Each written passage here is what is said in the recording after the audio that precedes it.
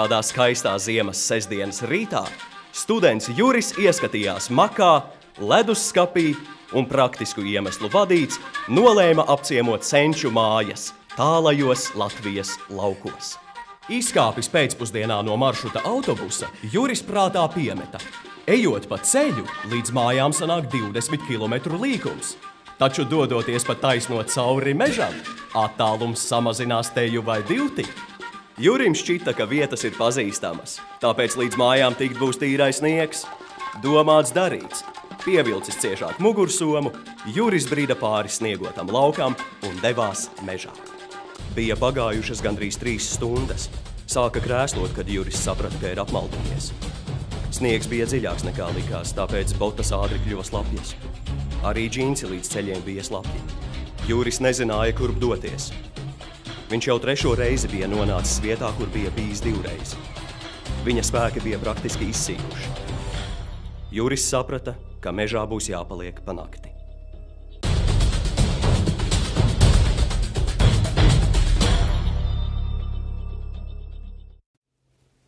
Labdien, mans vārds ir Nils Klīns. Vairāk kā 20 gadus es darbojos skautos, kā arī ārdzīves apmācību centrā Pelēkais vilks. Katram mums var būt situācija dzīvē, kad mēs nokļūstam mežā. Mežā, kur mums jāpārlaiž nakts ar minimāliem līdzekļiem. Šī iemesla dēļ mēs šodien mēģināsim apskatīt praktiskās lietas, kas mums būtu nepieciešamas, lai mēs spētu izdzīvot un saglabāt savu veselību un pārlaist šo nakti mežā. Daudz nerunāsim, dosimies mežā un sāksim rīkoties.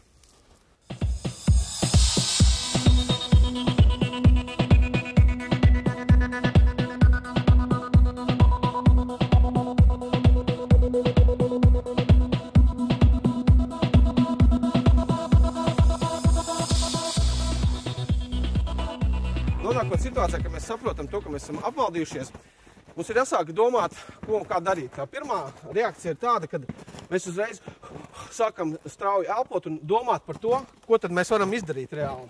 Un cilvēki ļoti daudz sastrādā muļķības tad, kad viņi ir satraukušies, jo tā ir normāla dabiska reakcija. To, kad tu esi apmaldījies un tad ko darīt? Skrienam, kaut ko meklējam tā tālāk, bet tas nekā labi nenoved. Pirmais, ko varētu ieteikt darīt, tas ir paņemt un vienkārši apķert koku. Jo tad tu esi pie kaut kā stabila un mēģini nostabilizēt savu elpošanu. Kad tu esi sapratis to, ka galvenais ir pieņemt lēmumu un saprast to, ka tu esi apmaldījies. Un tas nozīmē to, ka tas nav nekas traģisks. Vienkārši tev ir jāsaprot to un jāpieņem kā esošs fakts. Un šādi te pastāvot, protams, jums nav jāstāv tur stundām, jūs vienkārši nosalsiet, bet jūs vienkārši aiztaisiet acis un mēģiniet normāli pēlpot, tā lai nostabilizētos jūsu elpošanu. Un tad jūs varat sākt jau pamazām domāt, ko un kā man tālāk rīkoties, jo viena iemesla dēļ, tāpēc, lai mēs taupītu resursus. Jo resursi jums ir tāds, kāds jums ir, jo jums nav līdz soma ar pārtiku un tā tālāk, līdz ar to jums ir jādomā, maksimāli izmantot to, kas jums ir. Un ir tādas 3 faktiski svarīgas ļoti lietas, par kuru uzreiz ir jāpadomā un jātur prātā. Punkts numur 1 ir siltums, loģiski, jo mēs esam ziemā, ārā ir augsts, un tas var mums radīt zināmas problēmas. Tātad tas ir loģiski ugunskurs. Otra lieta ir nojumi vai patvērtam, un tas ir faktiski 2 iemeslu dēļ. Mums kaut kas var krist no gaisa, lietus, sniegs, slapjš sniegs, un otra lieta tas ir vējš, jo, ja ir vējš, tad attiecīgi augstums paliek arvien spēcīgāks un spēcīgāks. Un trešā lieta ir, mums ir, jāpadomā, jums ir tāda iespēja par pārtiku, jeb šo ūdeni uzsildīt, vai vismaz notiek arī kāda fizioloģiska procesa. Un pati galvenā lieta, par ko mums ir jāatcerās vienmēr, tā ir improvizācija. Jo no tā ir atkarīgs to, kā jūs savus mantas vai līdzekļus, kas jums ir apkārt, kā jūs spēsiet viņus izmantot dažādos iespējamos variantos. Mums nav līdzi ļoti daudz mantu, tad mēs izmantojam to, kas mums ir. Un mēs arī patreiz izmantosim to, kas man ir līdzi, pēc nejaušības principa apskatīsimies, kas tad man ir kabatās. Kabatās man ir, jebkuram cilvēkam varētu būt, tas ir etalons, viens čeks, viena konfeti, šķiltavs, skatīsimies, darbojas šķiltavs. Mums ir cimdi, kas ir ļoti labi, jo rokas ir viena no tām lietām, kas ir vairāk nosalst. Kabatās, kas mums vēl ir atslēgas. Un kas ir pats labākais? Man ir palaimējies, jo man ir līdz maziņš nazīts, kas tad, citreiz var būt šādos apstākļos zelta vērtībā. Tas ir faktiskais mans resurss, protams, arī apģērbs, cepure, kas nav mazsvarīgi, jākar kaputs, tātad, faktiski tas ir tas, kas man ir par rokai, un ko tad es arī mēģināšu izmantot.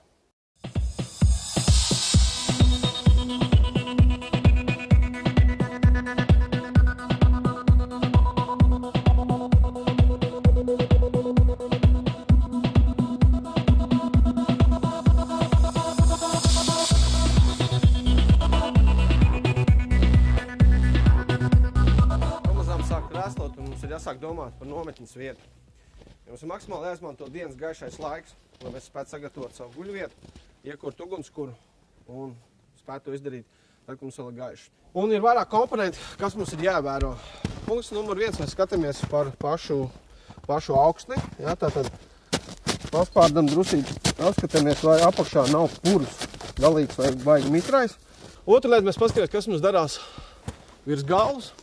Jā, tātad vai nav sausi koki, kas mums vēja gadījumā, vēlāk vēja gadījumā var vienkārši uzkrist uz galvas. Tātad arī tas ir kārtībā. Un mēs neesam iebraduši nekādos baigos džungļos, jo, ja mēs reiz esam mežā pa nakti, tad iespējams mums kāds var meklēt. Un līdz ar to, tad, lai tā apkārtne pēc iespējas tālāk jūs būtu redzams. Jā, līdz ar to tad vietu mēs esam izvēlējušies. Un vēl viens būtiski lieta, ir mums ir nepieciešams nojumi.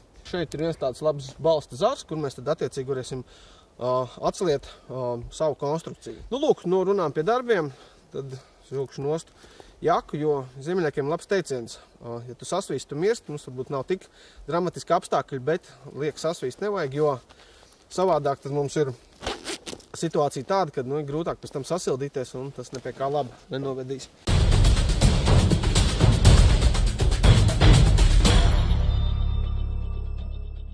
Mūsu klimatiskos apstākļos ideāls iekurumais faktiski ir vairāk. Tie ir 3, ko mēs varam izmantot. Tās ir bērstāses, tie ir sveķi un tie ir eglis zari. Sausa zari, tas ir tas, kas mums ir vajadzīgs un kā noteikti, vai viņš ir sauss vai nē. Tad dzirdam skaņu, ja, viņš smuki salūst. Un attiecīgi, ja jūs redzat egli, tad tas ir, vienmēr jūs varat dabūt šo te sauso iekuru, kas nevienmēr ir, piemēram, iespējams saistībā ar lapkokiem. Zarus mēs nenometam kaut kur uz zemes vai sniegu, bet ieliekam kabatā, jo viņi mums ir pie mums visu laiku būs un viņi ir sausumā. Labi, mēs dodamies pēc bērs tāsīm. Mēs esam atraduši bērs birzīti, un mēs varam iegūt mums nepieciešamo iekuru, jeb šo starteri. Bērs arī zaļš, jā, kā liekas paradoksāli, bet tas ir tas, kur mēs varam dabūt ļoti labu materiālu. Mēs izmantosim nazi, kas man ir līdzi, un svarīgi ir nenodarīt posteri pašam bērzam. Līdz ar to, kas mums ir nepieciešams, mēs varam pakasīt bērzu mizi, ārējo slāni, ja, un attiecīgi tad šādā te veidā šo te mizu dabūt nost, jeb šo tās, ja, negriežam pārāk dziļi, jo savādāk tas kokam var sāpēt, un tas nebūtu galīgi tāds labs veids, kā izturēties pret dabu.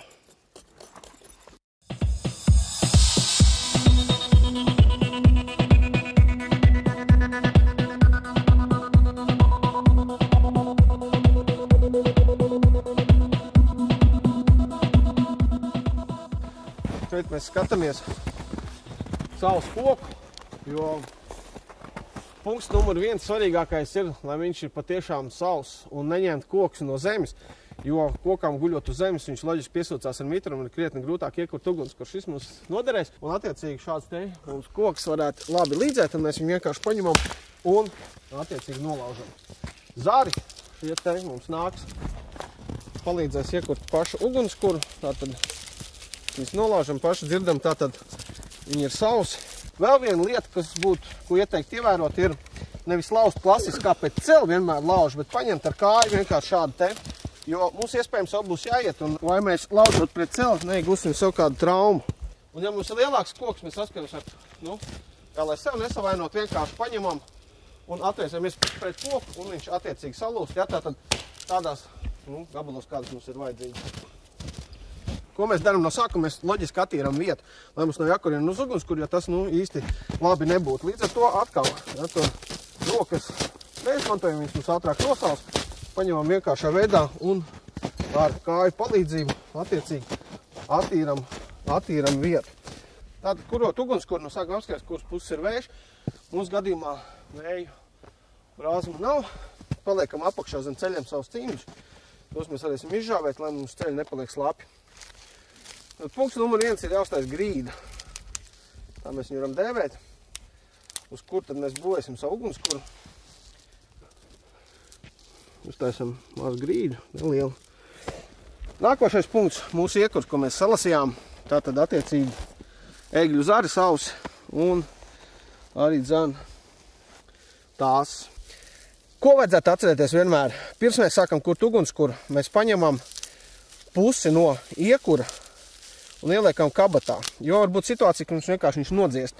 Un tad mums atkal ir jāiet meklēt. Tātad mums ir pusi no iekura, mēs varam izmantot, un attiecīgi arī pusi no egļu zariem.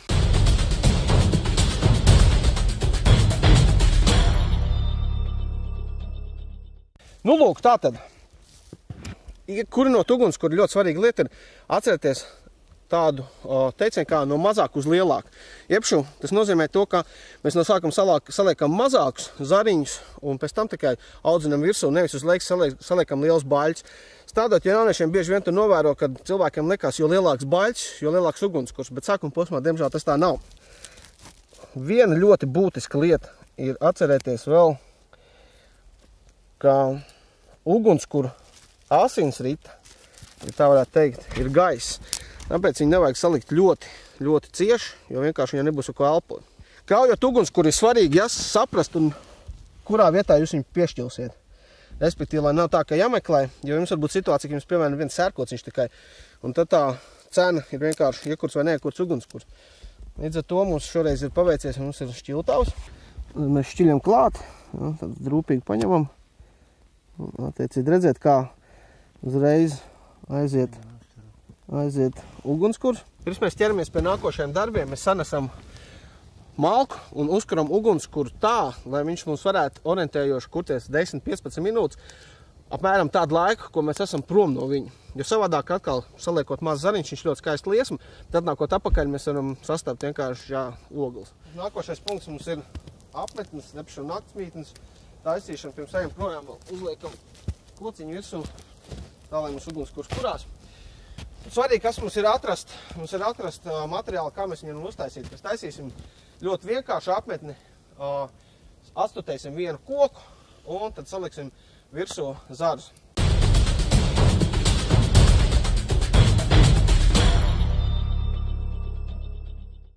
Esmu atradis labu materiālu, no kā mēs varam uztaisīt nojumi, respektīvi jumtu, jo ir daudz skujas virsū. Un attiecīgi tad šo tad es arī mēģināšu vilkt uz apmetnes vietu.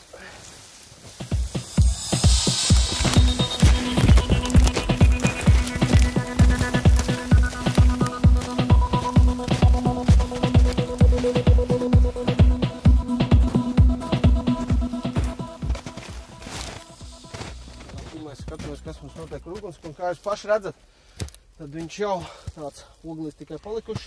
Tiklīdz nav pieskatīts ilgāku laiku, tā viņam ir tendence apdzist.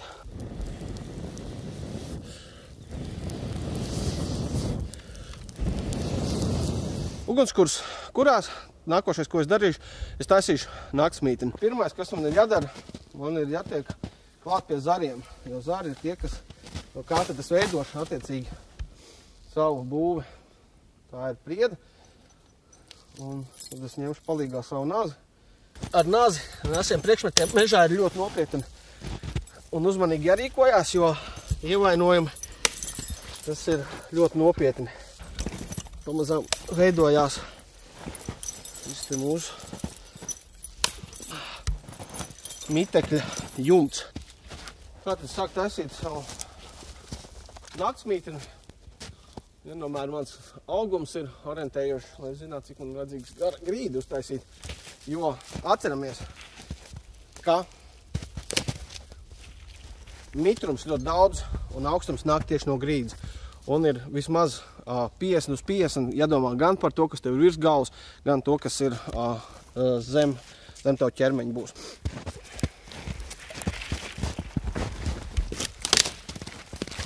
Es izmantoju maksimāli vienkārši metodas, savu spēku. Jūs nespēkstam skatāmies, galvenais, lai zāri mums nedurās mugurā. tad varētu būt grūtāk gulēt. Kāds nebūs tik patīkam.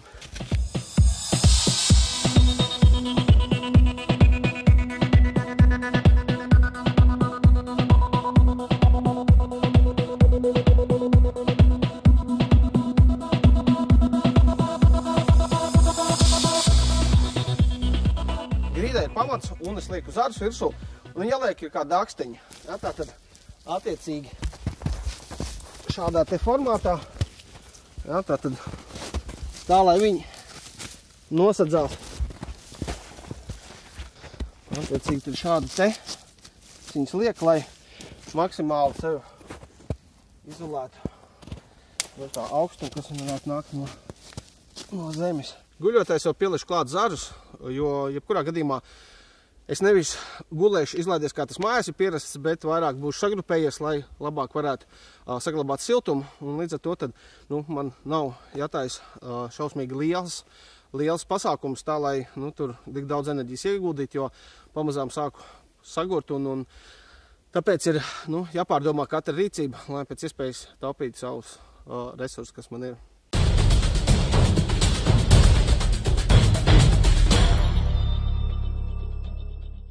Atradu zarus, ticamāk atstājuši mežstrādnieki.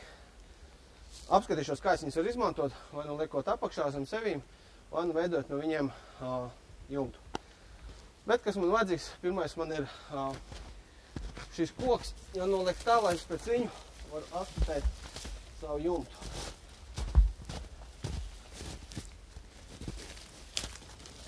Apskatīsies, kā viņš strādā. Viņš vispār strādā, ir jāizmanto resursi. Tur mums nav daudz jāpieliek pūles.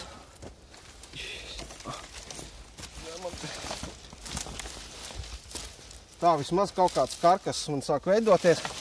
Protams, viņš ir krietni vēl jāapstrādā.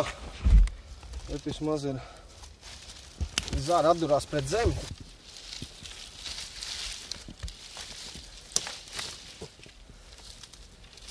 Nākošais punkts ir atkal jāatrod kāda prieda vai egla, lai es viņu var nosegt. Tā kā jumta ir ribas un nāk virsū dakstiņi.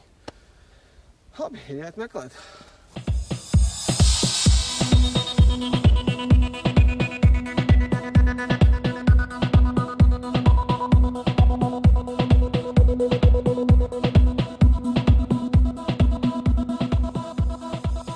Mēģināšu uzlikt virsū jumtu veselu, uzreiz, lai nav jādzero, lai nav liek enerģija jāpatērē.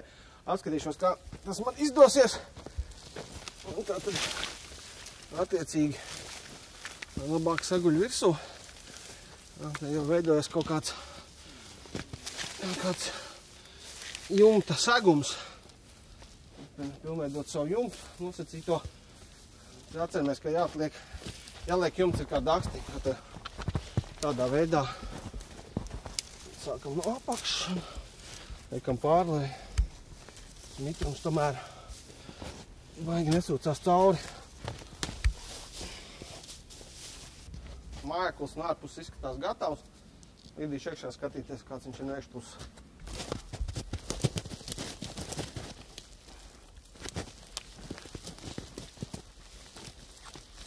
Miteklis izskatās vienai naktī gana labs.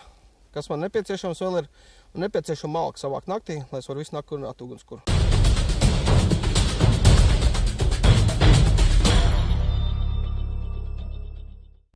Ugunskurs kurās nojumi mums ir uztaisīti, un atskatīsimies apakaļ, ko mēs esam šodien darījuši. 3 svarīgākās lietas – nojumi, ugunskurs, pārtika un ūdens. Un, protams, galvenais šādās situācijās ir savākt sev kopā un nestresot. Ja nepieciešams, apķeram koku un, protams, arī improvizācija. Mums ir jāizmanto resursi, kas mums ir. Mums ir tādi, kādi viņi ir, nonākot šādās situācijās. Kā, piemēram, man konfeti, ko es esmu nopelnījis, lai varētu viņu apēst. Un tas man arī dos nedaudz enerģijas. Tiekamies nākošajā raidījumā, kur mēs apskatīsim situāciju, kad mēs ielūstam ledū, kā izdzīvot un saglabāt veselību. Visu gaišu!